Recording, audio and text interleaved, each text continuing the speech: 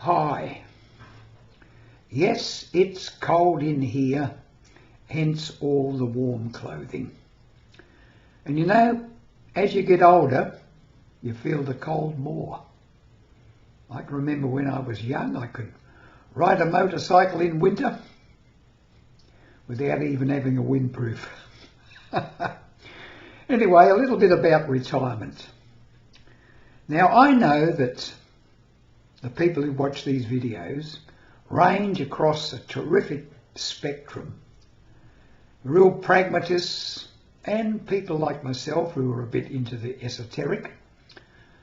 And often I've said that in order to have a long and happy retirement, there are certain requisites. We know you need enough money to get by. It doesn't have to be a lot of money, but it has to be enough to be able to forget about it. The main thing, of course, is physical and mental health. And of course, emotional health. And that other one, not mentioned very often, spiritual health. Now, it's about this last one that I'm going to talk about now. I know people start tuning out and say, oh, I'm not into that stuff. I've been reading this book. It's a bestseller written by an American, by Robin Sharma, the man, the monk who sold his Ferrari. It's not the best book I've read on this subject, but there's a few quotes that I'd like to put to you, and I think it's very important because being able to live into a long and happy retirement is more than just quitting work, playing golf and going fishing, and maybe having a few beers with your mates. Unless you have something more than that, you will not have the impetus, the motivation, the wherewithal to keep going. Something inside you will be dying away. We are born for a purpose. I'm sure of that, each of us. Here's what Robin Sharma says towards the end of the book. Now, I've just selected certain passages to make my point here.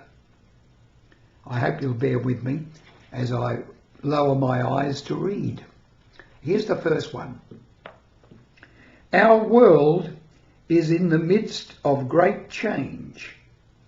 People are trading in money for meaning. Our world is in great change. People are trading in money for meaning. What does that mean? It means a lot of people are thinking, well, okay, I can work in this job that I hate and earn a lot of money, or I can get into something I really like, which gives me a feeling of meaning, of purpose, as though I'm doing something useful, something that I love doing. And this is becoming more and more important. You can see it just by watching the videos being placed on social media, LinkedIn, the various quotes and things that are there. Next quote from the book. People are realizing that they are here for a purpose. People are realizing we're here for a purpose. And we are.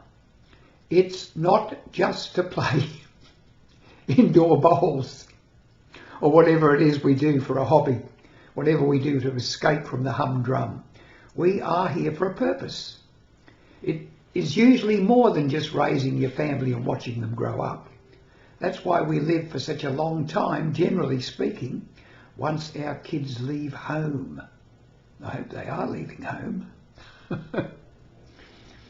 I know my three left home at 17 years of age. 17. And here I am, 88, with great-grandchildren. But to continue on, another quote. This is a conversation where the mentor is speaking to the mentee, and here's what he says. I'm simply saying that you should make it a priority to change your worldview so that you stop seeing yourself purely as an individual and start seeing yourself as part of the collective. In other words, not thinking just only about yourself, but other people, the world at large. This is very important. We live on a finite globe, all of us on the surface of the globe, billions of us. Yet we all think we're the centre of the universe, and to hell often, to hell with the rest of the world, except for maybe a few circle of friends and family. That's not the way to live. Let's continue on.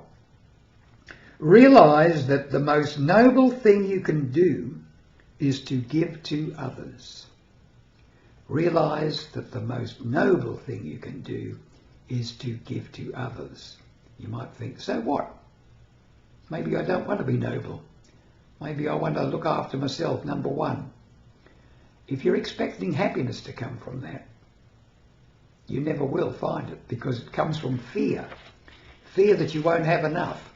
Fear that you won't be popular enough. Fear that you won't be recognised, etc., etc. The sponsoring thought for those sort of things of lack comes from fear. But to continue on, it might sound corny, but if there is one thing I have learned, it is that your life moves to a more magical dimension when you start striving to make the world a better place. I'm not going to read any more quotes other than to say I believe this to be very, very true. I found that probably from about 50 years of age onwards, my life started to get gradually better. Because, as I've said earlier, I had a bit of an epiphany at 50 years of age where I knew that I was born for a purpose. And I knew that that purpose, generally speaking, was to make other people happy. No specifics given, and I think this applies to everyone. I think by making other people happy, by living for other people, building them up, realising that they are very much a part of you. We're all one. We're all humanity. If we contribute to the common weal, that's W-E-A-L, by the way, the common weal. If we do that, we'll live a long and happy retirement. Looking after our health. There are certain laws of nature which can't be ignored. Look after your health. Look after your mental state by being motivated to do something important in your life for other people. That covers physical, mental, emotional and spiritual dimensions. All the dimensions of what you are. I hope you got something out of this one.